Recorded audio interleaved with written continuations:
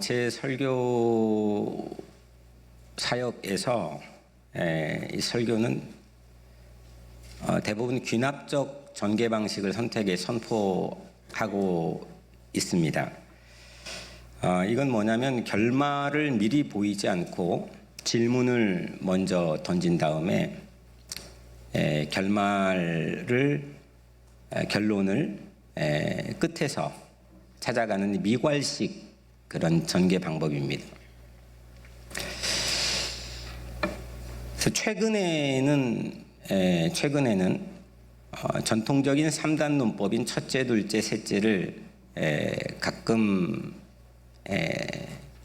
최근에 선포하고는 있지만 대부분은 그렇게 귀납적 방법으로 여러분들과 설교 사역을 함께 나누고 있습니다. 오늘은 좀 특이하게 발단, 전개, 위기, 절정, 결말이라는 드라마를 구성하는 그런 논지 전개 방법을 가지고 말씀을 전하려고 합니다. 제가 친절하게 여기는 발단입니다. 그 다음은 전개입니다. 이렇게 오늘은 말씀을 드리면서 설교를 진행하겠습니다. 먼저 발단입니다. 지난 요나 시리즈 설교에서 말씀드린 것처럼 요나가 참 신기하게도 데칼코마니처럼 대칭을 이루고 있다고 했죠. 1장, 2장 한 무더기와 3장, 4장 한 무더기는 접어놓으면 같은 무늬가 나오는 그런 데칼코마니 같이 대칭을 이루고 있습니다. 1장 1절과 3장 1절에 동일하게 요나에게 하나님의 말씀이 임했고 각각의 2절에서는 그 말씀의 내용이 일치하고 그리고 3절에서는 요나의 반응이 나오고 또 그 뒤로는 이교도의 반응, 하나님의 경고와 함께 이교도의 반응, 그리고 이교도 지도자들의 반응, 이게 너무 흡사하게 닮은 꼴로 이루어져 있습니다. 근데 다만 딱 한 가지 차이가 있다 그랬죠. 그게 뭐였죠?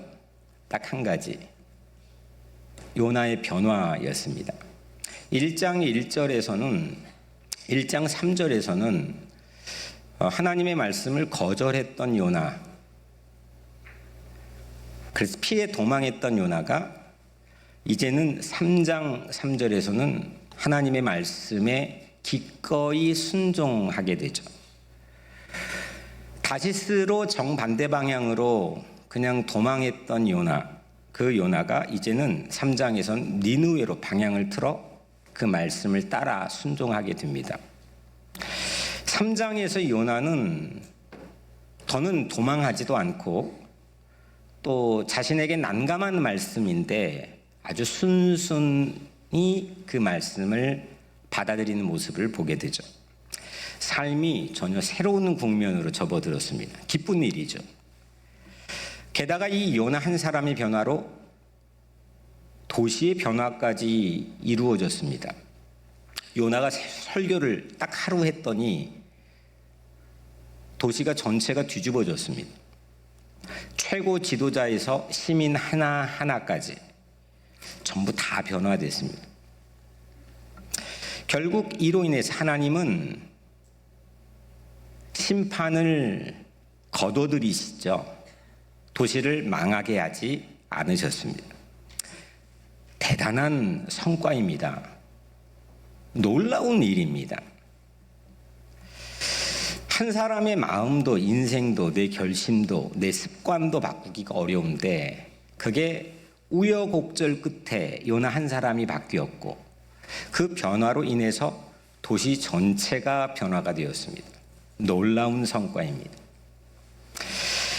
이쯤 되면 3장의 끝은 어떻게 장식이 되면 좋을까요? 여러분들이 쓴다면 어떻게 그 3장의 끝을 장식할 수 있겠습니까? 아마도 이렇게 절하면 요나가 뛸 듯이 기뻐하며 집으로 돌아가니라. 그 정도 충분한 성과였고 그 정도 놀라운 결과를 맛봤기 때문에 매우 상식적인 그 결말의 모습이어야 되지 않을까 싶습니다. 그런데 전개입니다. 그런데 매우 뜻밖의 요나 모습이 4장 첫 절에 소개가 되고 있습니다. 요나가 매우 싫어하고 성내며, 세 가지죠. 매우 싫어했고 화냈다. 이 1절은 한 절 짧은 한 절인데 두 문장이 들어가 있습니다. 첫 번째는 요나가 매우 싫어했다. 두 번째는 요나가 화를 냈다.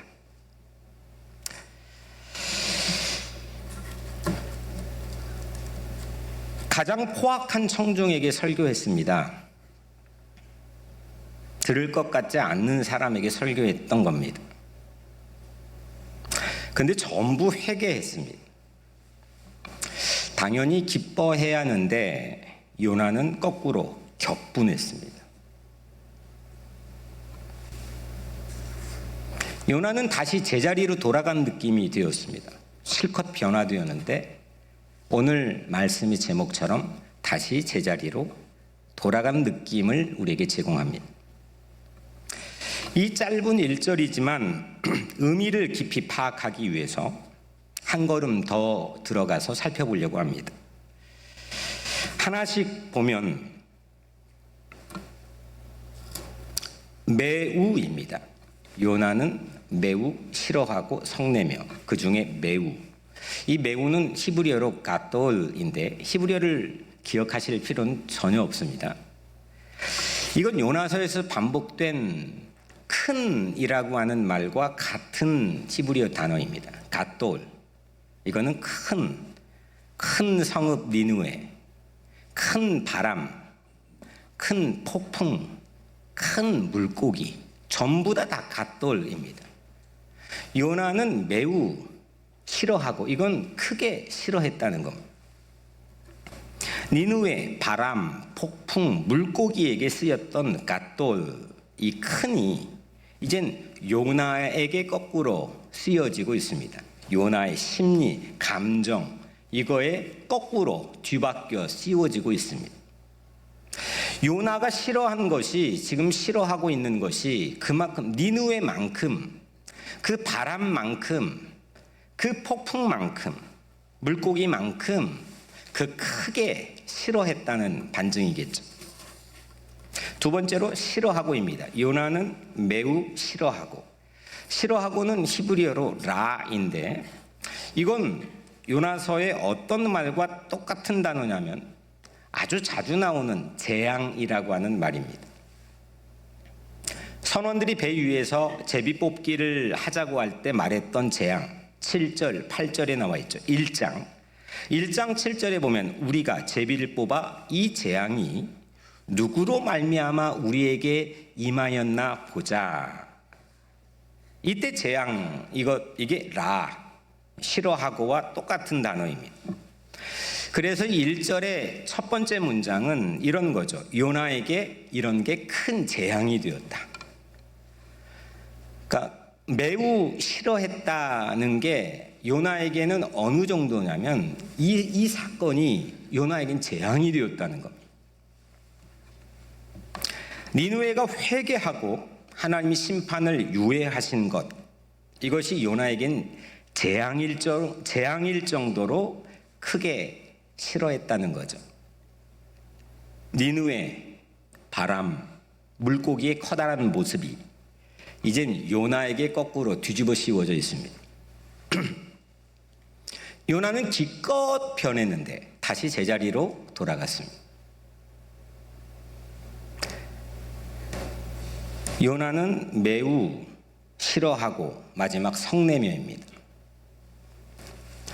히브리어로 하라인데 이거는 화냈다, angry, 성냈다, 이런 의미로 오늘 우리 성경에 담겨 있지만 또 다른 의미로는 슬프다, 흔들렸다, 혼란스럽다, 이런 의미도 이 하라라고 하는 단어에 담겨 있습니다. 다시 말하면 요나는 매우 싫어하고 성내며 이 오늘 짧은 이 말씀은 다시 말하면 요나에게는 큰 재앙과 같았고 그는 흔들렸다. 이런 뜻으로도 우리는 읽을 수 있는 셈인 거죠. 요나는 여튼 제자리로 다시 돌아간 그런 인상을 우리에게 제공합니다. 물고기 뱃속에서 어렵사리 깨우쳤고 가까스로 니느웨에 갔으며 천신만고 끝에 도시부흥을 맛본 건데 요나는 다시 제자리로 가버리고 말았습니다. 요나에게 더 이상 복구가 가능할까요? 어떻게 생각하십니까? 요나에게 다시금 그 물고기 뱃속에서 맛봤던 자기 삶의 회심과 변화가 다시금 복구될 수 있을까요? 여러분들이 이럴 때가 있습니까? 애써 쌓은 모래성이 밀물에 쉽게 와르르 무너지는 것처럼 어렵사리 맛본 우리의 삶의 변화가 한순간에 숲으로 돌아갈 때가 있지요. 뺑뺑 돌긴 하지만 늘 제자리인 회전목마처럼 시간은 흘러가는 것 같은데 늘 제자리인 시계 초침처럼 우리도 그렇게 제자리일 때가 있겠죠. 왜 다시 제자리일까요? 왜 다시 제자리일까요? 요나도 한낱 사람이었다는 겁니다. 물고기 뱃속에 죽었다가 다시 산 건데, 다시 탄생한 건데, 그는 그렇게 탄생한 후에도 살과 피로 만들어진 사람에 불과했습니다. 완전하지 않았죠. 여전히 썽을 내고 있고요. 또 좌절합니다. 요나는 지금 이렇게 스테인글라스에 있는 성인이 아닙니다. 우리는 간혹 이런 기대를 하고 때론 그 기대가 압박을 주긴 하는데 거듭나면 모든 게 거듭난 후에 장밋빛으로 변해질 거라고 생각하기도 합니다. 거듭난 후엔 더는 어떤 문제도 나에게 문제로 다가오지 않고 더는 죄도 짓지 않을 것이라고 우리는 기대하기도 하고 그런 압박을 받기도 합니다. 그런데 요나는 매우 싫어했고 썽을 내고 있습니다. 도시에 좋은 일인데 하나님이 하신 일인데 그게 요나 입장에선 재앙이 되었고 그는 그로 인해 흔들렸습니다.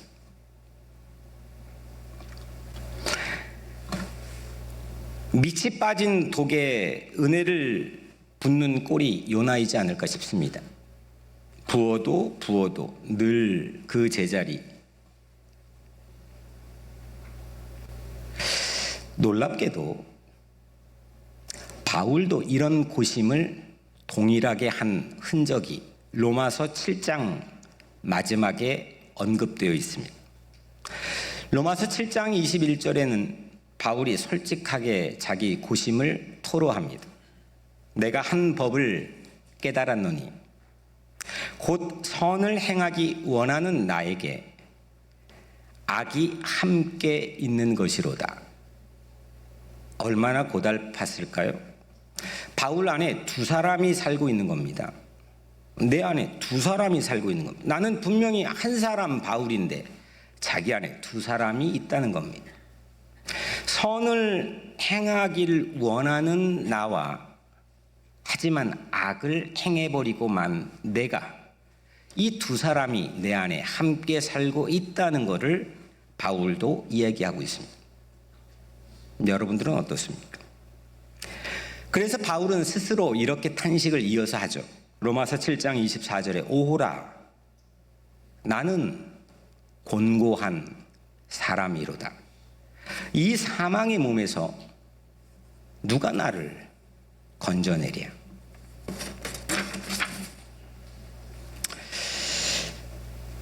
제가 까먹었는데 위기를 지금 하고 있습니다. 프랑스의 위대한 신학자 작 엘릴은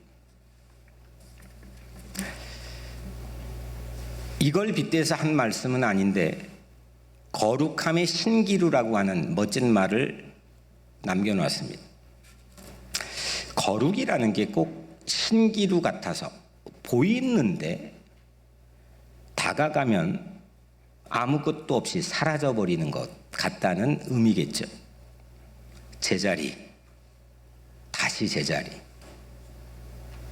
또 제자리.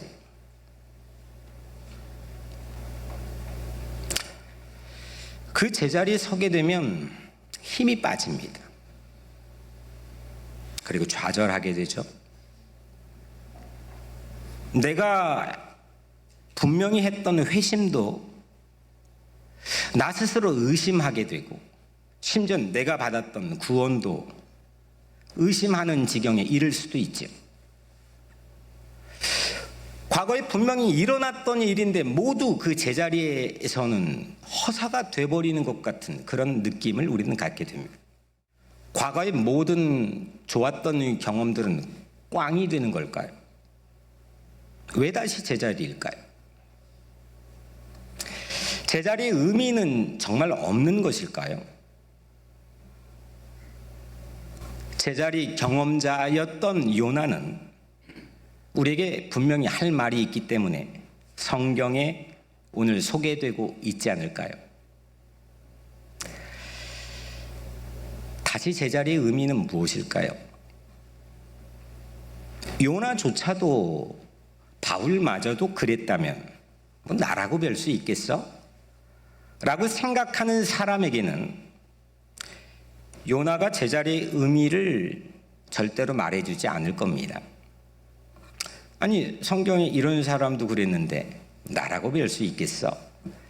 보편적으로 그렇게 자기 위안을 삼는 사람에겐 성서는 절대로 그 제자리의 의미를 우리에게 말하지 않습니다. 나를 정당화하고 나를 합리화하려고 하는 대신에 그 내 제자리를 받아들이고 그 제자리를 인정하고 그리고 한 걸음 나아가 주께 용서를 구하면 그 제자리에 담겨있는 의미를 우리는 들을 수 있게 됩니다. 절정입니다. 요즘 저는 부서진 사람이라고 하는 책을 읽고 있는 중입니다. 이런 책인데 브루도프 공동체를 위해 일평생 헌신했던 요한 하인리 아놀드라고 하는 한 사람의 생애를 그 외손주인, 하버드를 졸업한 외손주인 손주가 그 할아버지를 기억하며 쓴 책입니다. 브루도프 공동체는 예수를 따르기 위해서 자신의 모든 일신의 편의와 안위를 다 포기하고 예수의 특별히 산상순의 말씀을 따르기 위해서 1920년 제1차 세계대전이 막 끝난 무렵 1920년 독일의 한 마을에서 이 한 가족이 시작을 했습니다. 현재는 독일, 영국, 파라과이, 호주 각국에 있고 2022년도에는 한국에도 세워졌고 미국에는 16개 공동체가 있으며 업스테이트 뉴욕이나 커네디컷 가까이에는 이 공동체가 있습니다. 이 책의 서문을 세계적인 영성가인 유진 피터슨이 썼는데 그는 이렇게 이 책에 대해서 서문으로 평가했습니다. 그대로 옮겨드리면 이 책에 담긴 이야기는 지상 최고의 스토리인 예수님 이야기만큼 가치가 있습니다. 우리 삶의 현장에서 재현된 복음이기 때문입니다. 브루도프 공동체가 어떤 건지 그 가치를 대변하는 책의 한 부분을 제가 잠깐 소개해드리면 그대로 읽어드릴게요. 사람들은 네 이웃을 네 몸과 같이 사랑하라 하신 예수님의 명령을 고귀하지만 실현 불가능한 것으로 생각했다. 그러나 그는 그 말씀을, 이 그는 주인공입니다. 그는 그 말씀을 실천하기 위해 과감히 독일 베를린의 화려함을 포기하고 이곳으로 이주했다. 예수님의 명령을 따르기 위해서는 완전히 다른 방식의 삶이 필요했다. 우리에겐 형제와 자매가 필요하다. 우리는 예수님의 산상수훈을 따라야 한다. 정의와 용서, 일체의 삶이 오늘날에도 가능하다는 것을 보여줘야 한다. 이게 브루도프가 세워진 배경이고 또 그 안에 담겨있는 가치입니다. 사람들은 예수님의 말씀을 고귀하다고 여기고 늘 입에 달고 있지만 실제 솔직한 우리 각자의 삶의 현장에 깔려있는 심리에서는 이건 불가능한 거야 라고 어느 정도 합의한 상태의 신앙생활을 하는 경우가 많다는 것을 전제로 깔고 얘기하는 거죠. 그렇지만 그들은 결국 해냈습니다. 100년이 넘은 오늘도 이 가치는 지속되고 있습니다.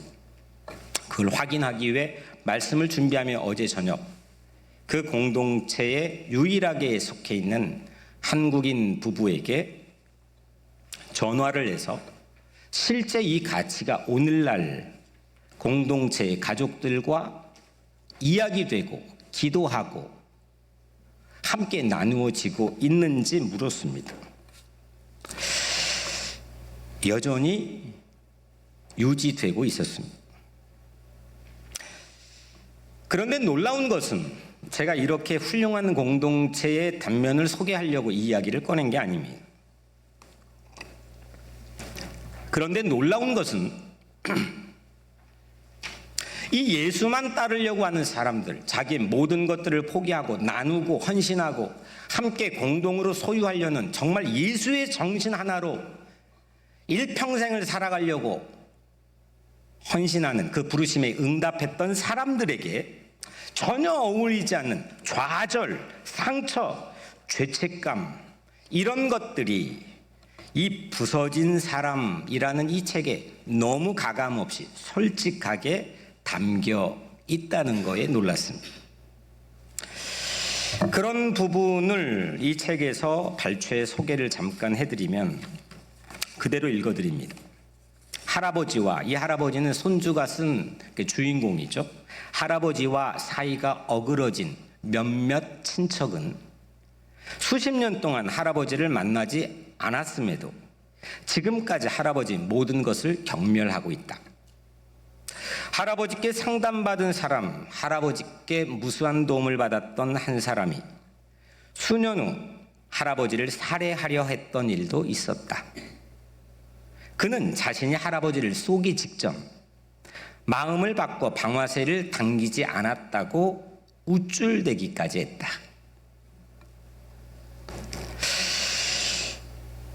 하인리 아놀드라고 하는 이 성인 같은 사람, 오직 예수, 그 예수만을 따르기 위해 자기 모든 걸 던져 타협하지 않았던 이 사람에게조차도 수십 년 동안 만나지 않았던 친척들이 있었고 이 주인공을 경멸하는 사람들도 있었으며 심지어는 그를 향해 총을 쏴 살해하려고 하는 사람도 있었다는 겁니다.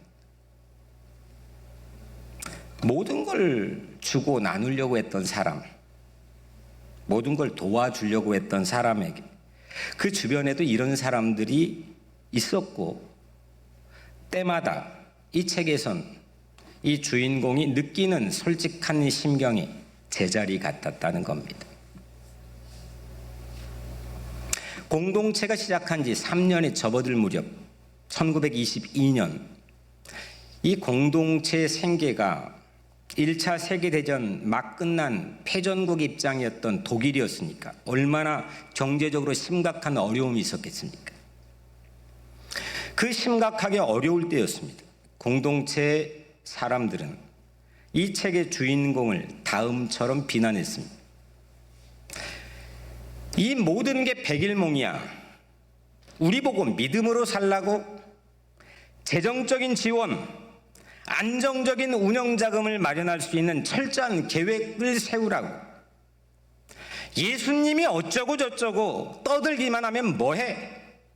현실도 생각해야지. 현실, 당신은 사기꾼이야. 이 말을 들었던 그 순간 주인공의 모습을 묘사한 책의 구절이 이어서 나오는데 이렇습니다. 그는 그날 계단 아래에서 혼자 울고 있었다.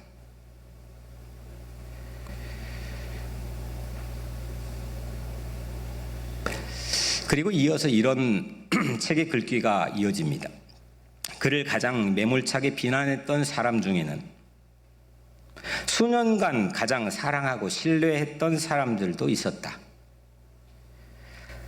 비난도 모자란 듯 공동체를 그날 떠나버린 그들은 한여름에도 귀한 땔감을 태워 없앴고 값어치 있는 물건들은 모조리 챙겨갔으며 가구와 농기구들도 처분해버렸다.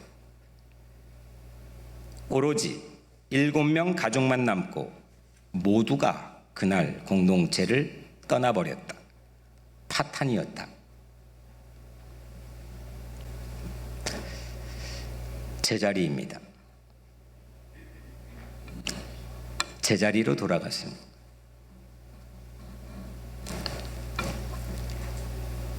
그는 이 책의 제목처럼 부서진 사람, broken man이었습니다.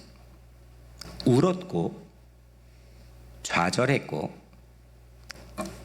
흔들렸고 성내기도 했습니다. 그러나 단 하나, 딱 단 하나, 그 부서진 사람은 예수를 따르는 삶을 포기하지 않았어요. 예수를 따르는 삶을 포기하지 않았던 그는 그곳에 또다시 봄이 찾아왔고 그 이듬해 또 봄이 찾아왔고 그 공동체 고아들이 찾아왔고 과부들이 찾아왔으며 나그네들이 또 찾아왔죠. 그리고 오늘도 건재하죠. 결말입니다. 왜 다시 제자리인가? 제자리는 이 부서진 나를 마주할 수 있는 곳입니다. 깨어진 나, 이렇게 브로큰돼 버린 부서진 나를 대면하지 않고서 받아들이지 않고서 그 누구 어떤 인간도 하나님의 자비를 구하지 않을 겁니다. 그래서 제자리는 하나님의 뜻을 더 깊이 깨닫고 하나님을 만날 수 있는 어쩌면 유일한 자리일지도 모릅니다.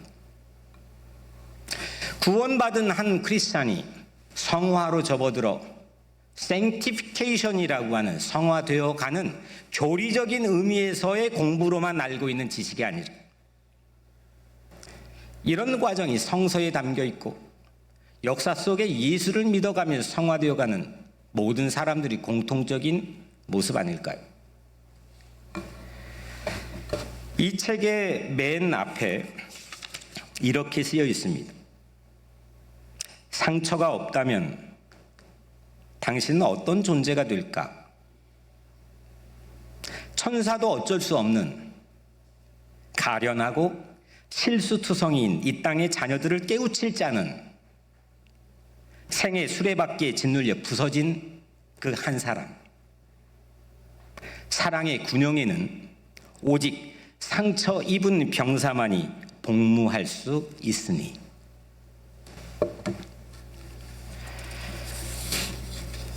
요나도 오늘 1절처럼 제자리인 4장에 와서야 비로소 처음으로 4장 전반에 하나님의 뜻을 우리에게 보여주기 시작합니다.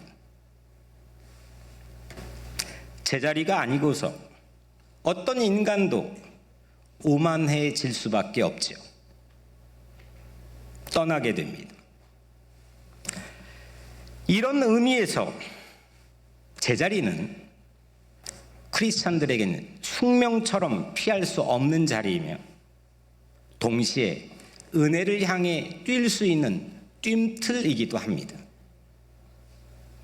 바울의 제자리를 볼까요? 로마서 7장 24절, 좀 전에 말씀드렸던 오라 나는 곤고한 사람이로다. 이 사망의 몸에서 누가 나를 건져내랴.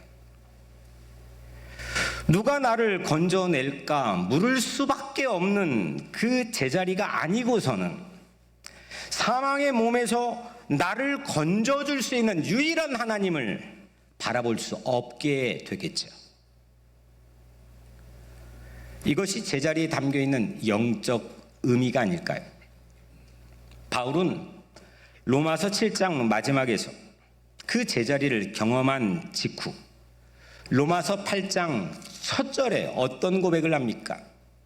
그러므로 이제 그리스도 예수 안에 있는 자에게는 결코 정죄함이 없나니. 바로 이거죠. 제자리였기 때문에, 다시 그 자리였기 때문에, 내 안에 두 사람이 있었기 때문에, 흔들렸기 때문에, 원했지만 실제 다른 것을 행했기 때문에,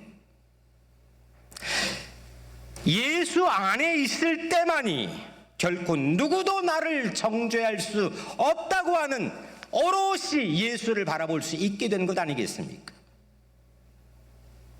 바울은 그 제자리에서 예수의 진짜 용서하심을 만나게 된 거죠.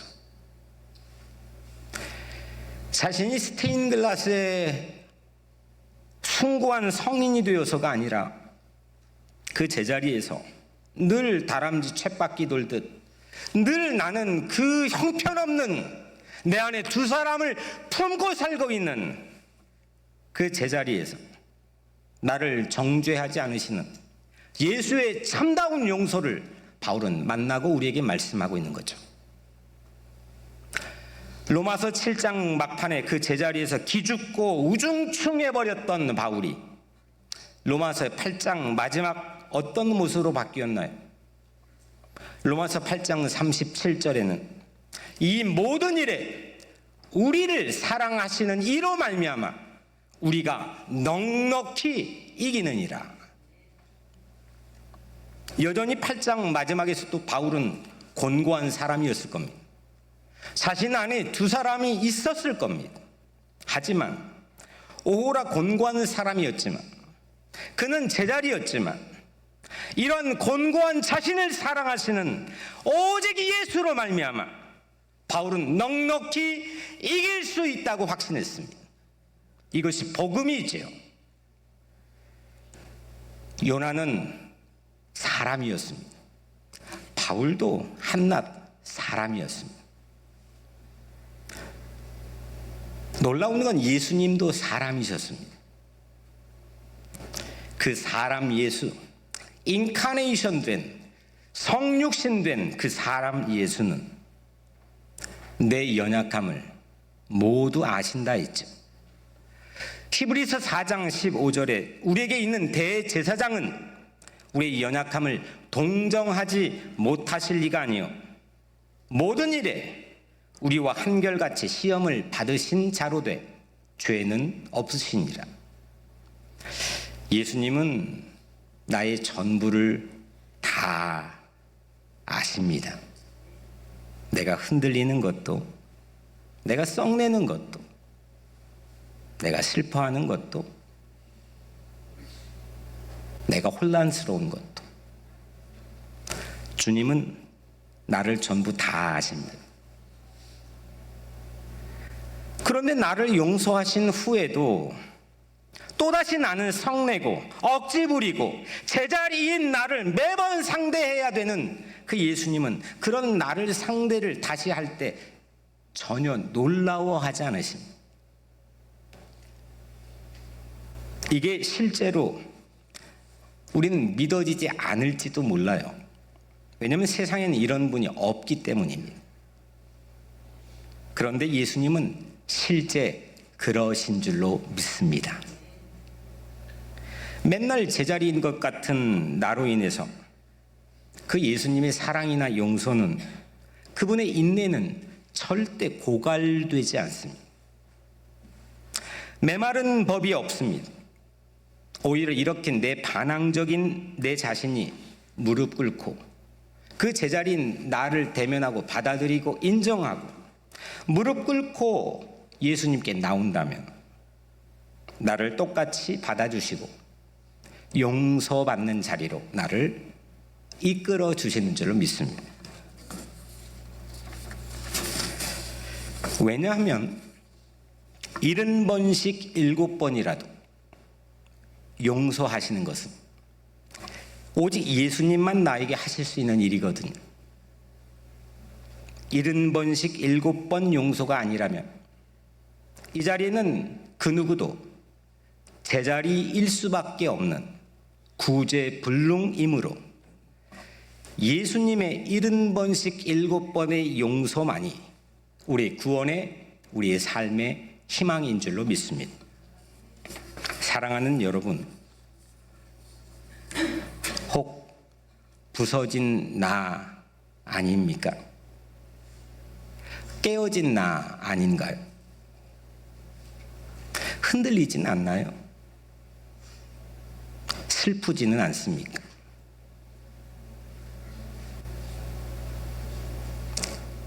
세상에 좋은 일들조차, 남들 다 웃고 좋아하는 것조차 나에게 재앙처럼 다가와 버리는 나의 비참함을 경험하고 있지는 않습니까?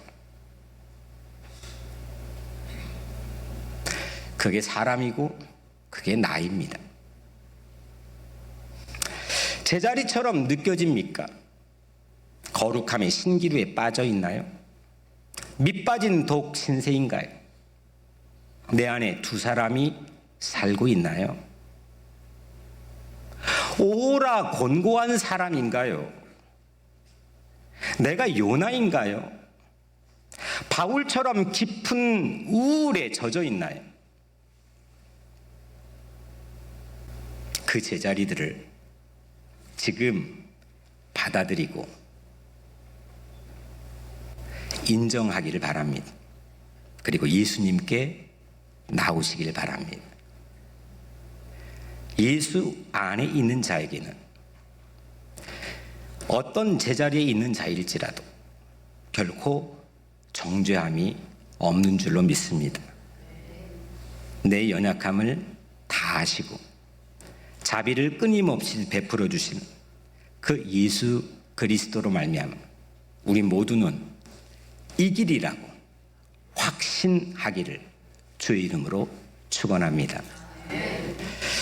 이 시간 참회와 용서의 예배 순서를 잠깐 바꿨습니다.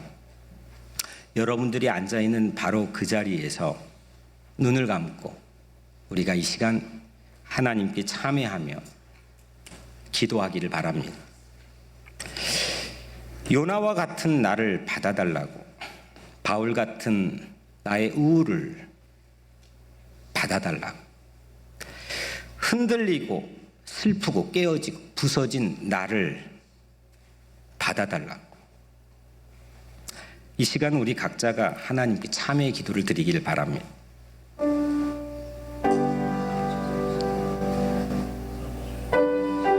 하나님, 우리를 고난 죄인은, 흔들린 죄인, 성난 죄인을, 내 안에 두 사람이 살고 있는 위선적인 죄인을 하나님 인정하고 받아들이고 주님께 나가기를 원합니다.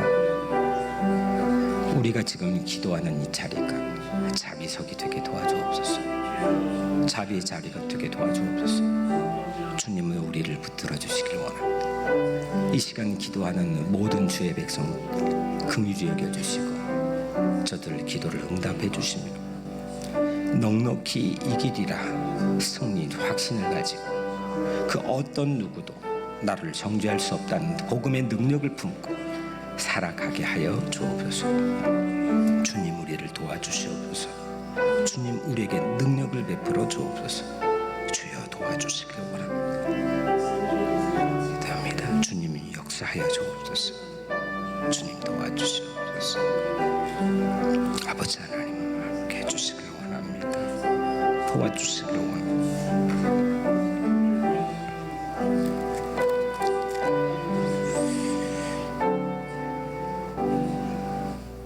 하나님, 우리 부서진 사람이었습니다.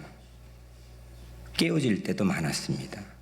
흔들리고 성을 내고 세상의 모든 좋았던 좋은 일들이 나에게는 비극처럼 다가오는 비참함 속에 살기도 했습니다. 하나님, 이렇게 늘 제자리일 수밖에 없는 나를 오늘 이 자비석에 기도의 자리로 세워주시고 주님께 나아가게 하심을 감사합니다. 하나님, 이 시간 주께 나아가 진실로 참회하며 예수를 바라보며 기도하기를 원하는 기도한 모든 주의 백성들에게 자비를 베풀어 주시고 용서와 참회의 기쁨을 저들에게 허락하여 주옵소서. 결국 그 누구도 우리를 정죄할 수 없으며 넉넉히 예수로 말미암아 승리하는 우리의 삶이 되게 하여 주옵소서. 예수님 이름으로 기도합니다. 누가 정죄하리요? 누구든지 그리스도 안에 있으면 새로운 피조물이라. 이전 것은 지나갔으니 보라 새 것이 되었도다. 성부와 성자와 성령의 이름으로 여러분이 용서받은 것을 선포합니다. 아멘.